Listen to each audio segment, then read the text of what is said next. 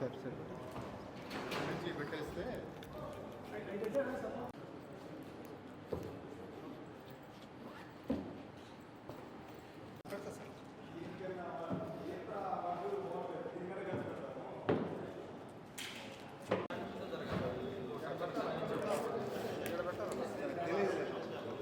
ఇక్కడికి రావాల్సిందే ఉండు కానీ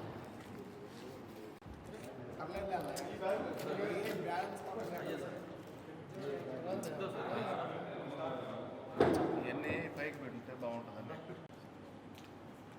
ప్రశ్న ఉంటుంది.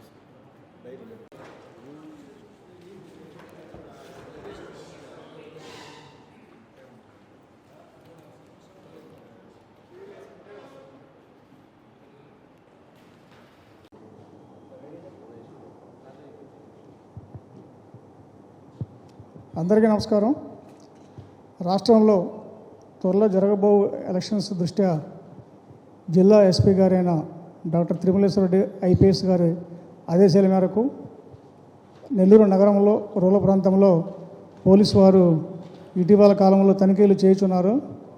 ఆ సందర్భంగా ఈరోజు అనగా ఫిబ్రవరి 1వ తారీఖు తెల్లవారుజామున 3 గంటల ప్రాంతంలో నవాపేట సిఐ గారికి వారి సిబ్బందికి రాబడిన సమాచారం మేరకు నవాపేట రైల్వే స్టేషన్ సమీపంలో కాకినాడ రాజమండ్రికి చెందిన 12 మంది వ్యక్తులు అనుమానాస్పద స్థితిలో కనిపించగా వారిని తనిఖీ చేయగా వారి దగ్గర 5,83,00,000 రూపాయలు నగదు అక్రమ మార్గాల్లో రవాణా చేయించున్నట్లుగా తెలిసింది. వారిని విచారించగా వీరంతా కూడా కాకినాడ రాజమండ్రికి చెందిన నగల వర్తకుల దగ్గర పనిచేసే వ్యక్తులు. వీరంతా కూడా రైలు మార్గంలో నెల్లూరు చేరుకొని ఇక్కడి నుంచి రోడ్డు మార్గంలో చెన్నై వెళ్ళి అక్కడ అక్రమ మార్గాల్లో బంగారం కొని దాన్ని మరలా తిరిగి వాళ్ళ ప్రాంతాలకు తీసుకెళ్ళడానికి వాళ్ళు వచ్చారు. ఈ సందర్భంగా నవాపేట పోలీస్ స్టేషన్లో 41-102 సిఆర్పిసి కింద కేసు నమోదు చేయడం జరిగింది. ఈ నగదు సీజర్ వ్యవహారం కూడా ఇన్కమ్ ట్యాక్స్ అధికారులందరికీ కూడా రాతపూర్వకంగా తగు చర్య నిమిత్తం తెలియజేయడం జరుగుతుంది. ఈ నగదు రికవరీ సీజర్ విషయంలో ప్రతిభ చూపించిన నవాపేట సిఐ ఎం బాబీ గారిని, వారి ఎస్ఐ శివప్రకాష్ గారిని, వారి సిబ్బందిని జిల్లా ఎస్పీ గారు అభినందించారు. అంతేకాకుండా రూరల్ పరిధిలో కూడా కొంత నగదు సీజ్ చేయడం జరిగింది. ఆ విషయం రూరల్ డిఎస్పీగా తెలియజేస్తాను. రాబోయే సాధారణ ఎన్నికల సందర్భంగా ఈ మనీ యొక్క ఇన్ఫ్లుయెన్స్ని అరికట్టాలని చెప్పేసి ఎన్నికల కమిషన్ ఇచ్చిన ఆదేశాల మేరకు జిల్లా ఎస్పీ గారు డాక్టర్ తిరుమలేశ్వరరెడ్డి గారు మరి క్యాష్ యొక్క ఫ్లోని అరికట్టడం కోసం, అలాగే రాబోయే రోజుల్లో మనీ యొక్క ఎన్నికల్లో మనీ యొక్క ఇన్ఫ్లుయెన్స్ లేకుండా చేయడం కోసం అని చెప్పేసి ఆదేశాలు వేయటంతో ఈరోజు తెల్లవారుజామున ఈ వీసత్రం టోల్ ప్లాజా దగ్గర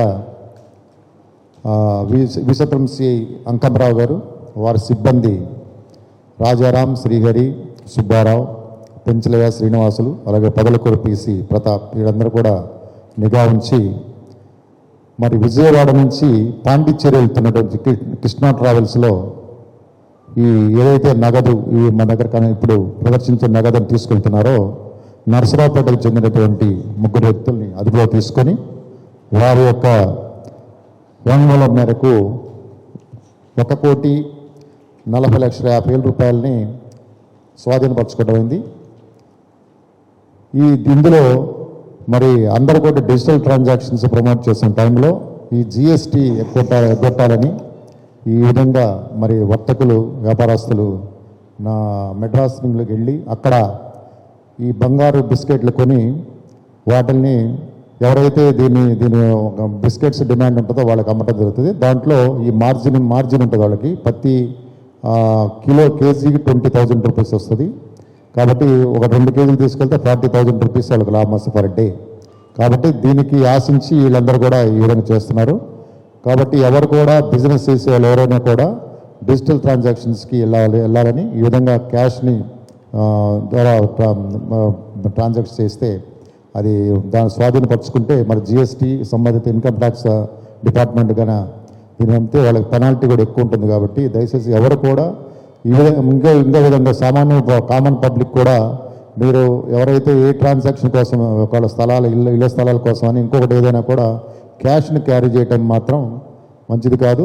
మీరందరూ కూడా డిజిటల్ ట్రాన్సాక్షన్స్కి వెళ్ళాలని, ఈ విధంగా అక్రమ మార్గాల్లో మరి నగదుతో ప్రయాణించడం, అలాగే ట్రాన్సాక్షన్ చేయాలనుకోవడం కూడా మంచిది కాదు. అలాగే ఈ విధంగా కానీ సీజ్ అయితే 3 times పెనాల్టీ కూడా ఉంటుంది.